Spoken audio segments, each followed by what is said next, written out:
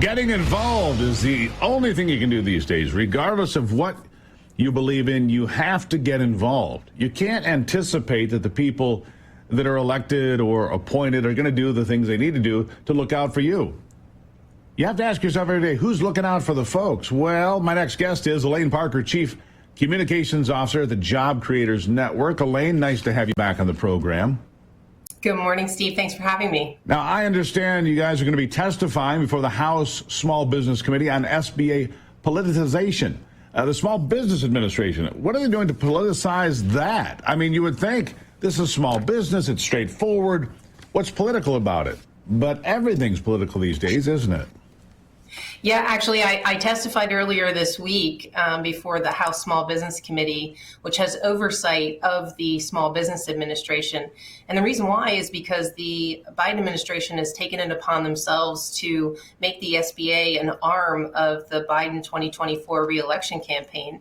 It's an absolute slap in the face to hardworking Americans and small business owners who need their help in the face of the economic headwinds that they are facing because of the Biden administration's economic policies. The SBA signed a MOU with the Michigan Department of State, and they are doing targeted voter registration in just the state of Michigan and in just Democratic. Well, isn't that unusual? Only in Michigan, which the place I live, by the way, and a lot of us believe that Michigan, however Michigan goes on November 5th, is how the nation's going to go for the next president. So this is a really critical issue. So the SBA is out there soliciting voters, and only in blue areas, only in Democrat dense areas is what you're saying.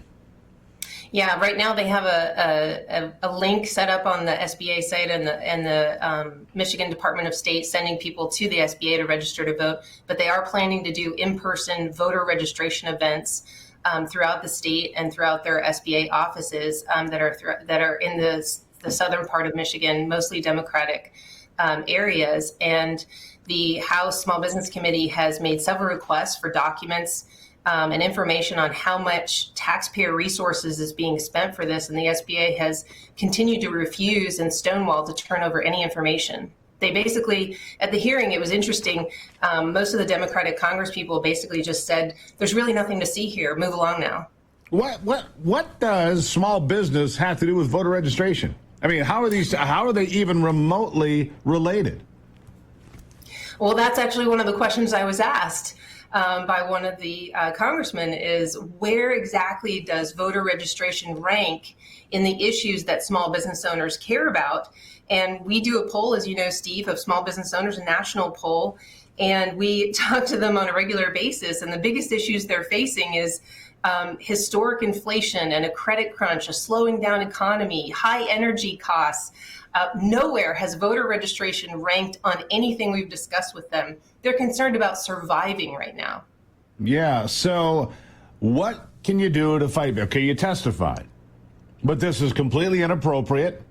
It is not the function of the SBA or any other, I would say, committee or bureau or anything else in the United States government. This is not what they're supposed to do.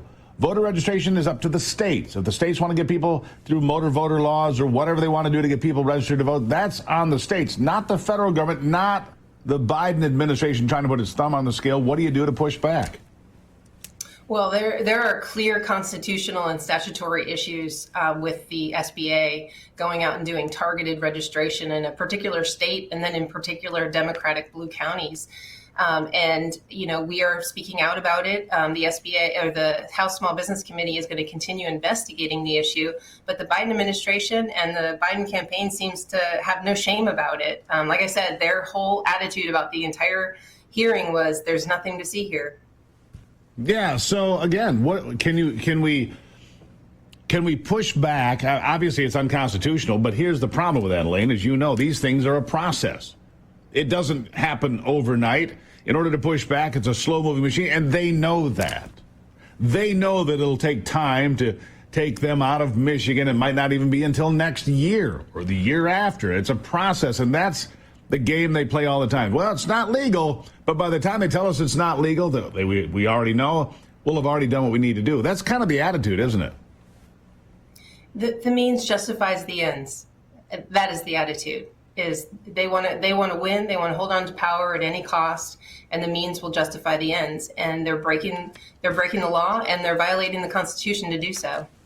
Well, let me ask you this, because you mentioned this, so I'm curious. What are the big issues for small business? Because I look at the polling numbers all the time. I'm kind of geeky that way. It's okay.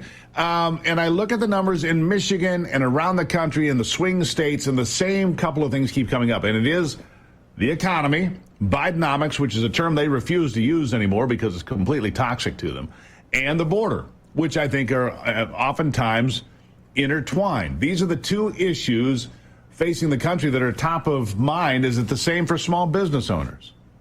Absolutely. They have trouble. They can't get credit right now. If they can, it's very, very expensive. The economy, the EV mandates, there's been a regulatory onslaught from this Biden administration. In just this year alone, they have finalized $1.2 trillion in regulations that have a disproportionate impact on our small business owners. And they're doing that in an effort to avoid the Congressional Review Act, which is a 60-day look back in case the Democrats lose power in Congress. They want to make sure that all their regulations stick.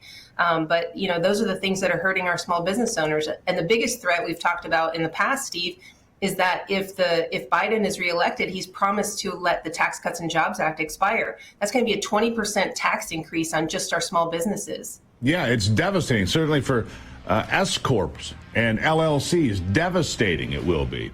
Elaine Parker, Job Creators Network Foundation, greatly appreciate you being here. Look, all I can ask is that you keep fighting for us, because we need you out there. We need people speaking up.